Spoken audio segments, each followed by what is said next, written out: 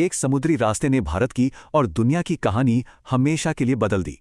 चलिए देखते हैं ये सब शुरू कैसे हुआ। बात सिर्फ सोने या शोहरत की नहीं थी।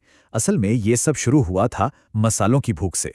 15वीं सदी में यूरोप का खाना एकदम बेस्वाद। उन्हें तरस थी उन मसालों की जो सिर्फ भारत में मिलते थे। लेकिन एक दिक्कत थी, जमीनी रास्तों पर अरब व्यापारियों का कब्जा था और मसाले सोने के भाव बिकते थे। जमीनी रास्ता तो बंद था, इसलिए पुर्तगाल और स्पेन ने खतरनाक अनजाने समुंदर को चुना। यही एक रास्ता बचा था। पहली कोशिश तो नाकाम रही। फिर 10 साल बाद पुर्तगाल ने एक ऐसे आदमी को चुना जिसे समंदर से डर नहीं लगता था। वास्को द गामा ने ये चुनौती मान ली और यहीं से शुरू हुई इतिहास की सबसे खतरनाक समुद्री यात्राओं में से एक। सोचिए, हफ्तों तक 10-10 मंजिला ऊंची लहरें उनके छोटे छोटे लकड़ी के जहाज़ों से टकरा रही थीं। फिर जहाज पर एक खामोश कातिल आ गया। ताजे खाने के बिना नाविकों के शरीर अंदर से सड़ने लगे थे। जब मौत सामने दिखी तो नाविकों ने वापस लौटने की भीख मांगी। जानते हैं दागामा ने क्या किया? सारे नक्शे, कंपास समंदर में फेंक दिए। उन्होंने तूफानों के केप को पार किया और उसका नाम रखा केप ऑफ गुड होप। अब वो एक नए महासागर में थे। और फिर 20 मई 1498 को हवा में मसालों की खुशबू आई।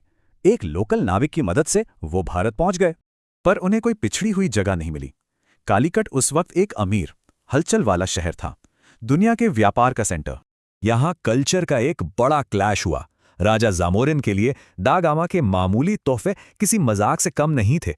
लेकिन फिर भी जामोरिन ने उनका स्वागत किया और उन्हें व्यापार करने की इजाजत दे दी। पर दागामा सिर्फ व्यापार के लिए नहीं आया था। भारत की दौलत देखकर उसके मन में लालच घर करने लगा। मुश्किल वापसी के बाद नतीजा चौंकाने वाला था। इस एक सफर का मुनाफा लागत से 64 गुना ज्यादा था। पुर्तगाल की जबरदस्त कामयाबी की खबर जंगल की आग की तरह फैली। पूरे यूरोप में एक होड़ सी मच गई। भारत का समुद्री रास्ता अब एक हाईवे बन गया। एक के बाद एक यूरोप की सारी बड़ी ताकतें यहां दौड़ी चली आईं। दागामा ने जो रास्ता खोला वो सिर्फ व्यापार का नहीं था, ये रास्ता था कब्जे का, गुलामी का।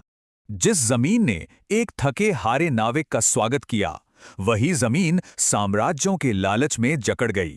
लेकिन सदियों की गुलामी भी भारत की आत्मा को नहीं कुचल सकी, क्योंकि एक संस्कृति को हमेशा के लिए गुलाम नहीं बनाया जा सकता।